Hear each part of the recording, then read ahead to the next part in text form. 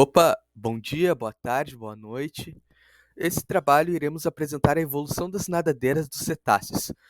Esse trabalho é sobre a cadeira de História Evolutiva Animal e será apresentado por mim, João Vitor Dutra de Freitas.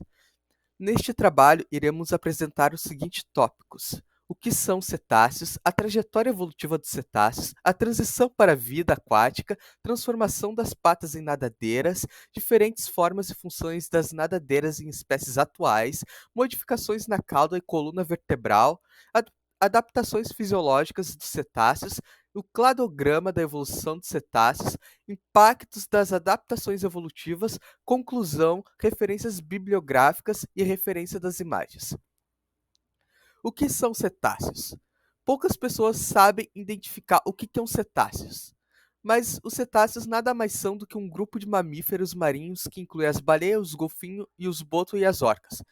Praticamente são caracterizados por terem corpos hidrodinâmicos adaptados para a vida no meio aquático, membros anteriores modificados em nadadeiras, ausência de membros posteriores visíveis externamente e uma cauda musculosa com nadadeiras horizontais chamadas de barbatanas caudais, que utilizam para propulsão na água, como podemos observar na imagem 1.3 e imagem 1.2. Mas antes disso, de falar sobre as nadadeiras dos cetáceos, nós temos que ver como surgiu essa evolução.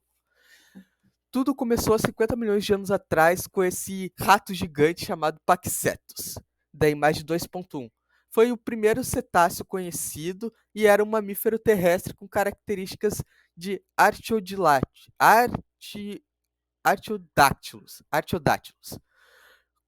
Eles tinham o hábito de se esconder em rios e lagos para fugir de seus predadores.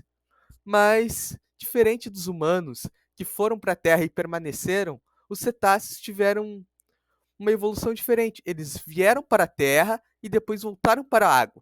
Há 48 milhões de anos atrás, houve essa transição com os ambulocetos, que eles já eram capazes de andar e de nadar, representando a transição entre a Terra e a água. Já há 47 milhões de anos atrás, com o Rhodocetus, da imagem 2.3, eles já obtiveram uma transformação mais visível, um alongamento de crânio e uma transformação dos membros anteriores em nadadeiras e um aumento da cauda, auxiliando no mergulho e na caça. Em 40 milhões de anos atrás, mais para frente agora, já como um Dorodon, da imagem 2.4, um cetáceo totalmente adaptado à vida aquática.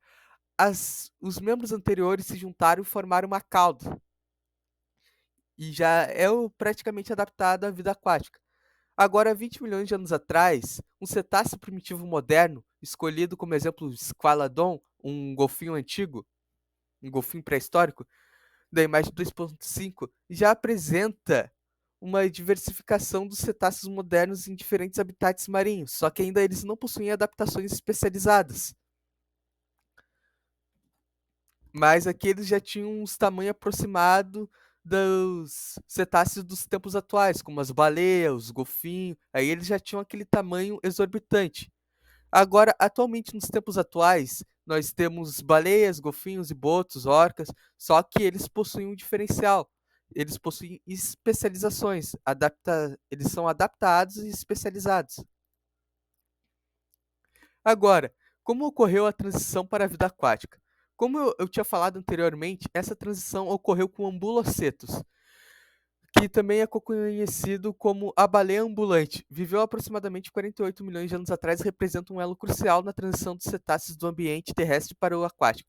As características terrestres dele, eles possuíam patas traseiras robustas, como aqui na imagem A, aqui no circulinho A, capaz de sustentar seu corpo em terra, sugerindo que ele podia caminhar, mas passava grande parte do tempo na água, ao contrário da sua versão anterior, o Paquicetus, que ia para a água para fugir dos predadores.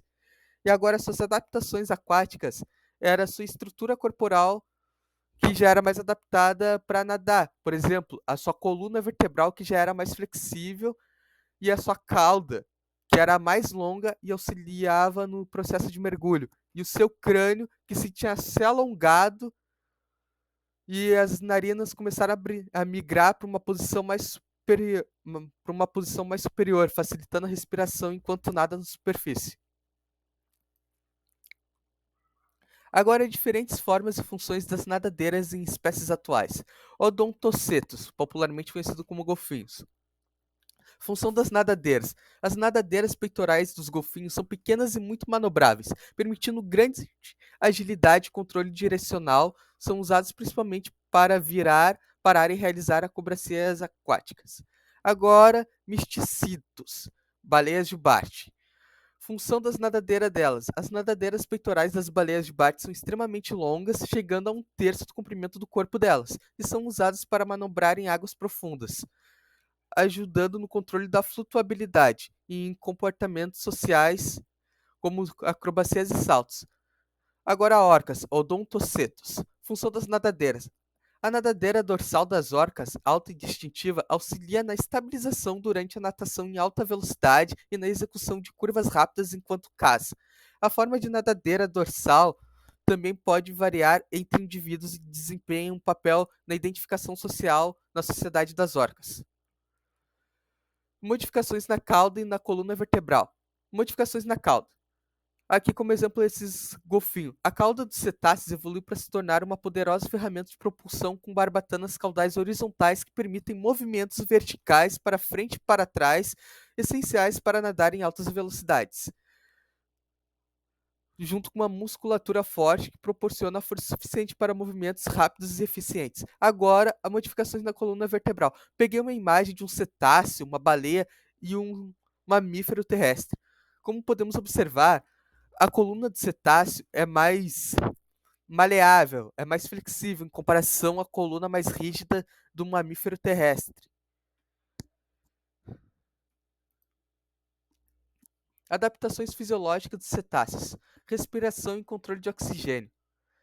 Os cetáceos possuem adaptações especiais para controlar a respiração e utilizar oxigênio de maneira eficiente. Seus pulmões são capazes de trocar até 90% do ar em uma única respiração, e eles podem armazenar grandes quantidades de oxigênio no sangue e músculos. Destaques: a apneia prolongada, a habilidade de segurar a respiração por longos períodos, e narinas, espiráculos localizados no topo da cabeça, permitindo a respiração rápida na superfície. Exemplo: baleias. Termorregulação. Para manter a temperatura corporal em águas frias, os cetáceos têm uma espessa camada de gordura subcutânea chamada blubber, que atua como isolamento térmico. Exemplo, as baleias, elas, por serem grandes, elas têm essa camada de gordura que permitem elas controlar a temperatura corporal delas. Agora, hemoglobina e mioglobina. Os cetáceos possuem níveis elevados de hemoglobina no sangue e mioglobina nos músculos, o que lhes permite armazenar grandes quantidades de oxigênio. Isso é crucial para suportar longos períodos de mergulho e atividades subaquáticas intensas.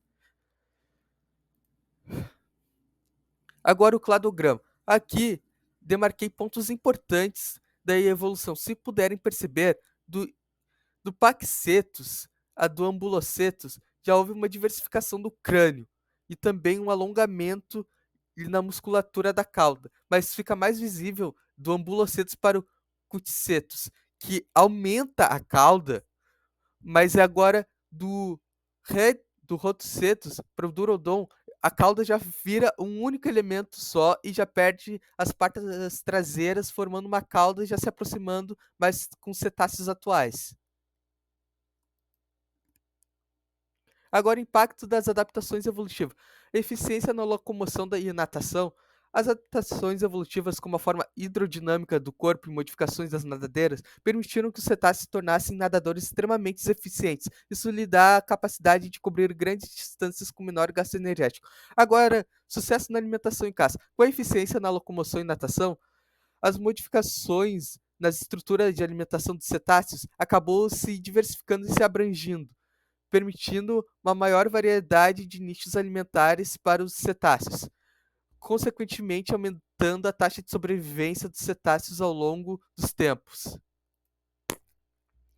Agora, como conclusão, a trajetória evolutiva dos cetáceos desde seus ancestrais terrestres até os mamíferos aquáticos altamente especializados que conhecemos hoje é um exemplo fascinante de adaptação e transformação. As modificações nas nadadeiras caudais, coluna vertebral e outras estruturas físicas, como combinadas com adaptações fisiológicas, permitiram que os cetáceos prosperassem em ambientes marinhos desafiadores e diversos. Essas mudanças não só garantiram sua sobrevivência, mas também permitiram que os cetáceos ocupassem uma ampla gama de nichos ecológicos, desde a caça em águas profundas, utilizando ecolocalização, até filtragem de grandes volumes de água para alimentação.